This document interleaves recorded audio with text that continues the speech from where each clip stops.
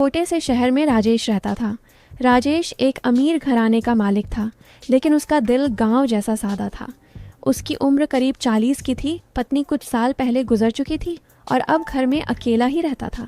काम धंधा अच्छा चलता था, दुकान थी शहर के बीचों बीच जहाँ से वो रोज़ाना शाम को लौटता। लेकिन घर की देखभाल के लिए किसी की ज़रूरत थी, क्योंकि वो खुद तो बस काम में डूबा रहता। एक दिन उसके एक दोस्त ने सलाह दी कि एक नौकरानी रख लो जो घर संभाले। राजेश ने हामी भरी और जल्द ही मुस्कान नाम की एक लड़की उसके घर आई। मुस्कान की उम्र होगी कोई 25-26 साल। गांव से आई थी वो, लेकिन शहर की हवा में घुल मिल गई थी। उसकी आंखें बड़ी बड़ी थीं, जैसे कोई रहस्य छुपा रखा हो, और होंठ हमेशा हल्की मुस्कान लिए रहते। उसका बदन ऐसा था कि देखने वाला एक बार ठहर जाए। न ज़्यादा पतला न ज़्यादा भरा, बस वैसा जो आंखों को चैन न आने दे। बाल लंबे काले जो पीठ पर लहराते रहते, और जब वो झाड़ू लगाती तो वो बाल कभी कभी चेहरे पर आ जाते, जिन्हें वो बड़े नाज से पीछे करती। उसकी चाल में एक लय थी, जैसे कोई नाच रही हो।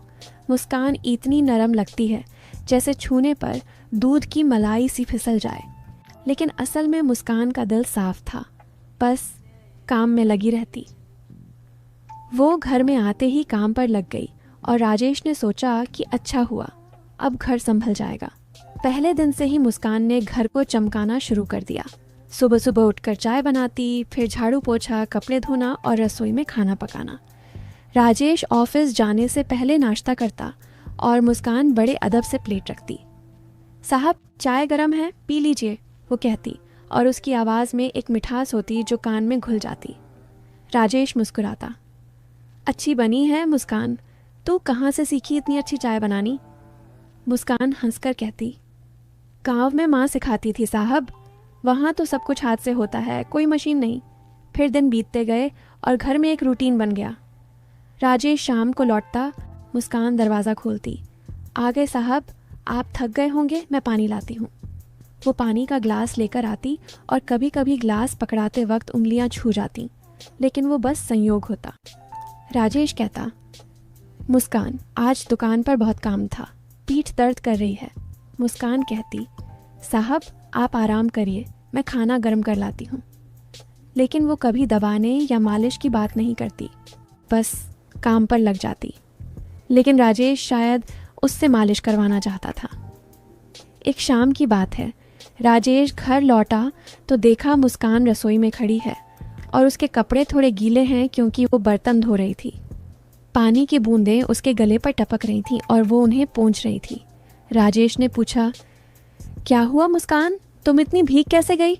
मुस्कान मुड़ी, साहब बस बर्तन साफ कर रही थी, पानी ज़्यादा गिर गया, आप बैठिए, मैं चाय बनाती हूँ। राजेश बैठ गया, लेकिन उसकी नज़र मुस्कान पर टिकी रही। मुस्कान की वो गीली साड़ी बदन से चिपक गई थी और वो चलते वक्त थोड़ा संभल कर चल रही थी। शायद मालिक कुछ कहे, लेकिन राजेश ने बस कहा, मुस्कान तू अच्छा काम करती है, बस जल्दबाजी मत किया कर, घर अब पहले से ज़्यादा साफ लगता है। मुस्कान शर्मा गई। धन्यवाद साहब, मैं तो बस अपना फ़र्ज़ निभाती हूँ। और बात वहीं ख़त्म हो गई। फिर मुस्कान ने चाय दी और राजेश ने पी ली। वो रात मुस्कान अपने कमरे में गई जो घर के पीछे छोटा सा था, और सो गई। राजेश भी अपने कमरे में, लेकिन उसके मन में मुस्कान की वो मुस्कान घूम रही थी। अगले कुछ दिनों में मुस्कान और राजेश की बातें बढ़ने लगीं।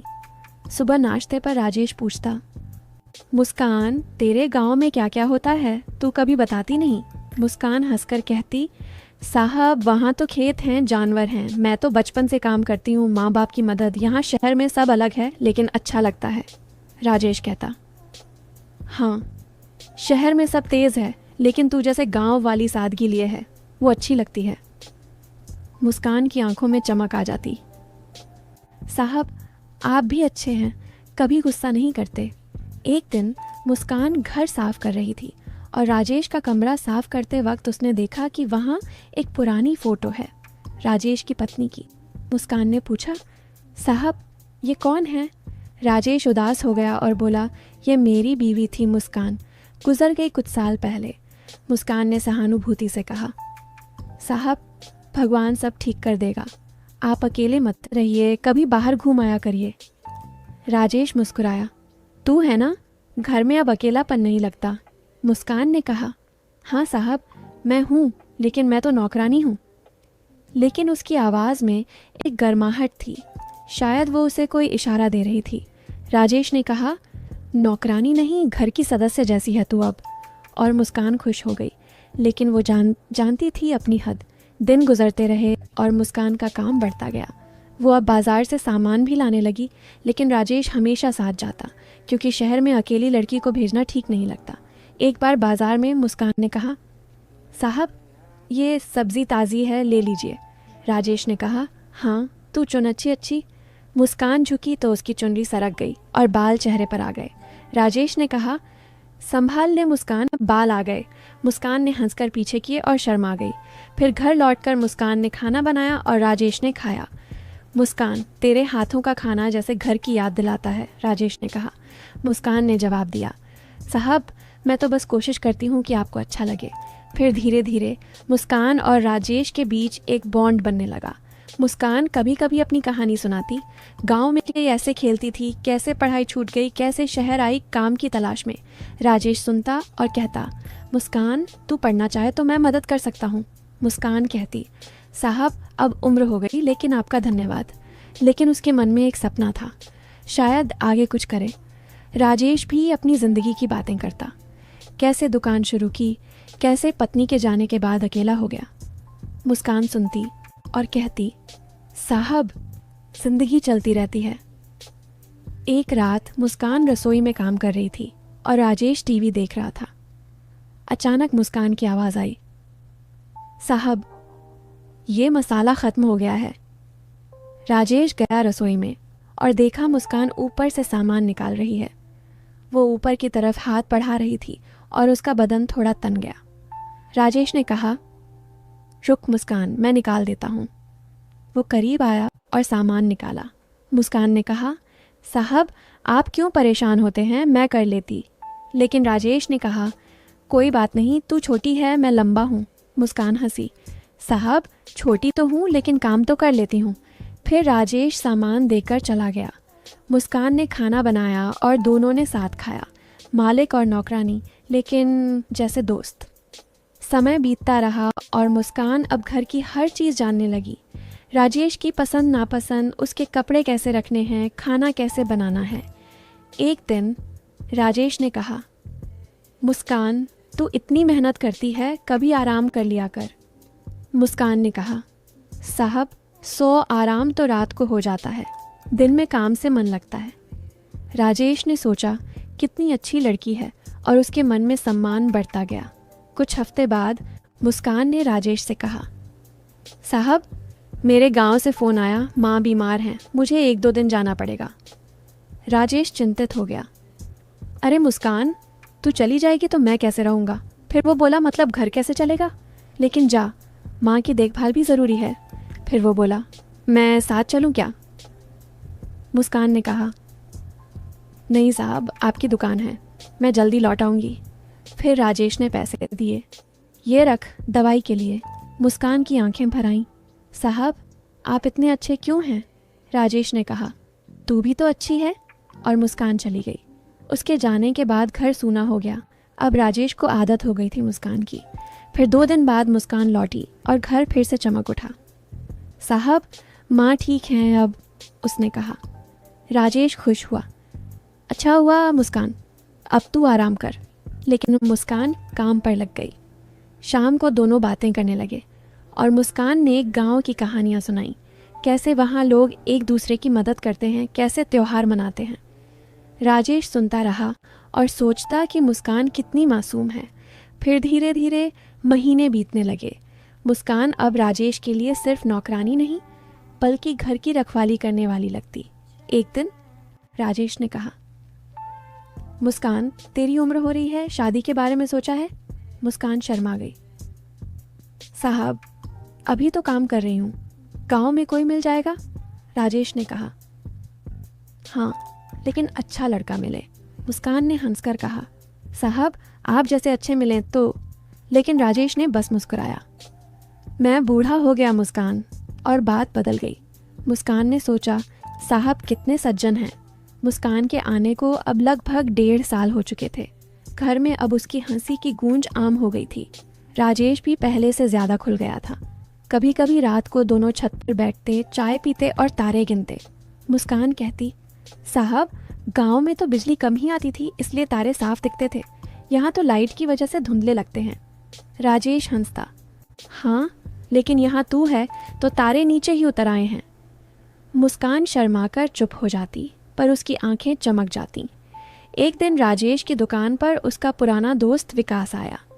विकास देखने में चालाक था। शाम को जब राजेश घर लौटा तो विकास भी साथ था। मुस्कान ने दरवाज़ा खोला तो विकास की नज़रें मुस्कान पर ठहर गईं। उसने राजेश से धीरे से कहा, यार ये तो माल है, कहाँ छुपा रखा था? राजेश ने हंसकर टाल दिया, अरे बस नौकरानी है, अच्छा काम करती है। विकास ने मुस्कान को ऊपर से नीचे तक घूरा और बोला, मुस्कान जी चाय में अपनी मुस्कान भी डाल देना। मुस्कान ने सादगी से कहा, जी चीनी कम डालूं? विकास हंस पड़ा, लेकिन राजेश को अच्छा नहीं लगा। उसने विकास को खाना खिलाया और जल्दी विदा कर दिया। रात को मुस्कान ने पूछा, साहब आपके दोस्त को कुछ बुरा लगा क्या? राजेश ने कहा, नहीं मुस्कान, बस वो ऐसे ही हैं, तू अपना ध्यान रखना। उस दिन पहली बार राजेश को लगा कि मुस्कान को बाहर की गंदी नज़रों से बचाना उसका फ़र्ज़ है। फिर हर एक दिन कुछ ऐसा हुआ कि कहानी ने सच में नया रंग लिया। राजेश की तबीयत अचानक ख़राब हो गई। तेज़ बुखार था, शरीर टूट रहा था। डॉक्टर ने कहा, 2-3 दिन बेड रेस्ट है, कोई काम नहीं। मुस्कान ने दिन रात सेवा की, दवाई दी, सिर पर पानी की पट्टी रखी, काढ़ा बनाया। रात को भी 2-3 बार उठकर देखती कि साहब को कुछ चाहिए तो नहीं। तीसरे दिन बुखार उतरा तो राजेश ने मुस्कान का हाथ पकड़कर कहा, मुस्कान तू ना होती तो मैं शायद, सच में तू मेरे लिए भगवान का दिया हुआ तोहफा है। मुस्कान की आंखें भर आईं। उस पल दोनों के बीच कुछ ऐसा जुड़ा जो शब्दों से परे था। ठीक होने के बाद राजेश ने फैसला किया कि अब मुस्कान को सिर्फ नौकरानी नहीं रखेगा। उसने मुस्कान से कहा, मुस्कान मैंने सोचा है तू अब मेरे साथ दुकान पर चला कर, हिसाब किताब सीख, कुछ पैसा बचाकर अपना कुछ कर लेना। तू इतनी समझदार है, यूं घर में काम करते रहना ठीक नहीं। मुस्कान चौंक गई। साहब मैं तो अनपढ़ सी हूँ। राजेश ने कहा, अरे मैं सिखाऊंगा, और शाम को एक मैडम को बुलाया है, तुझे पढ़ना लिखना सिखाएगी, खर्चा मेरा। मुस्कान के पैरों तले ज़मीन खिसक गई। वो रो पड़ी और राजेश के पैर छू लिए। साहब मैंने कभी सोचा भी नहीं था कि कोई मेरे लिए इतना करेगा। अगले ही महीने से मुस्कान दुकान पर जाने लगी। पहले तो सिर्फ देखती थी, फिर हिसाब लिखने लगी। उसकी लिखावट साफ थी, दिमाग तेज़। ग्राहक भी मुस्कान से बात करके खुश होते। राजेश को लगता कि जैसे उसकी बेटी दुकान संभाल रही हो। शाम को क्लास होती, मुस्कान 6वीं तक की किताबें पढ़ने लगी। रात को राजेश पूछता, क्या सीखा आज? मुस्कान शर्माते हुए बताती और राजेश गर्व से भर जाता। धीरे धीरे मुस्कान बदलने लगी। कपड़े वही सादे, लेकिन आत्मविश्वास बढ़ गया। अब वो राजेश से खुलकर बात करती। एक दिन उसने कहा, साहब मैंने सोचा है जब मैं अच्छे से पढ़ लिख लूँगी और हिसाब अच्छे से समझ जाऊँगी तो अपना छोटा सा ब्यूटी पार्लर खोलूँगी, गांव की लड़कियों को सिखाऊंगी। राजेश ने मुस्कान को गले लगा लिया। पहली बार ऐसा हुआ था, और कहा, मुस्कान आज तूने मुझे सबसे ज़्यादा खुशी दी है। फिर शहर में बातें होने लगीं। लोग कहते, राजेश की नौकरानी तो अब मालकिन बनने वाली है। कुछ गलत बातें भी की, लेकिन राजेश ने किसी को मुंह नहीं लगने दिया। उसने साफ कह दिया, मुस्कान मेरी बेटी जैसी है, जो उसकी इज्जत को हाथ लगाएगा मेरे सामने नहीं आएगा। फिर एक दिन वो आया जिसका किसी ने अंदाज़ा भी नहीं था। मुस्कान की माँ गांव से आई। उसने राजेश के पैर छुए और रोते हुए कहा, मैंने अपनी बेटी को आपके पास काम पर भेजा था, आपने उसे बेटी बना लिया, मैं क्या दूं आपको? राजेश ने कहा, ताई जी बस मुस्कान को अपना आशीर्वाद देना। माँ ने मुस्कान को बुलाया और सबके सामने कहा, आज से ये तेरा घर है, ये तेरा बाप है। और फिर सबके सामने उसने राजेश से कहा, मैं चाहती हूँ कि मेरी बेटी इस घर की बहू बने। अगर आपका दिल मान जाए तो। कमरे में सन्नाटा छा गया। राजेश की आंखें नम हो गईं। मुस्कान सिर झुकाकर खड़ी थी। उसका चेहरा लाल हो रहा था। राजेश ने मुस्कान की तरफ देखा। मुस्कान की आंखों में डर था, शर्म थी और कहीं गहरे में एक सवाल भी। राजेश ने धीरे से कहा, मुस्कान, तू क्या चाहती है? मुस्कान ने पहली बार साहब की आंखों में सीधे देखा और कहा, साहब, आपने मुझे वो सब दिया जो मेरे माँ बाप भी नहीं दे पाए। अगर आप मुझे अपनी बेटी समझते हैं तो बेटी बनकर रहूँगी। अगर आप मुझे अपनी हमसफ़र समझते हैं तो मैं आपकी मुस्कान हमेशा रहूँगी। राजेश ने मुस्कान का हाथ थामा और माँ से कहा, ताई जी, आपकी बेटी को मैं अपनी बेटी नहीं, अपनी ज़िंदगी के साथी बनाना चाहता हूँ। अगर मुस्कान राज़ी है तो मैं आज से उसका हूँ। मुस्कान ने रोते हुए हाँ कह दिया। शादी बहुत सादे तरीके से हुई। पूरे मोहल्ले को बुलाया गया। जो लोग पहले गलत गलत बातें करते थे वो भी आए और सर झुकाकर बधाई देने लगे। मुस्कान दुल्हन बनी तो उस दिन सच में लग रहा था कि तारे सच में ज़मीन पर उतर आए हैं। शादी के बाद मुस्कान ने अपना ब्यूटी पार्लर खोला। नाम रखा मुस्कान स्माइल। राजेश दुकान संभालते, मुस्कान पार्लर। शाम को दोनों साथ बैठते, चाय पीते और हंसते। अब मुस्कान राजेश को साहब नहीं, जी कहती थी और राजेश कहते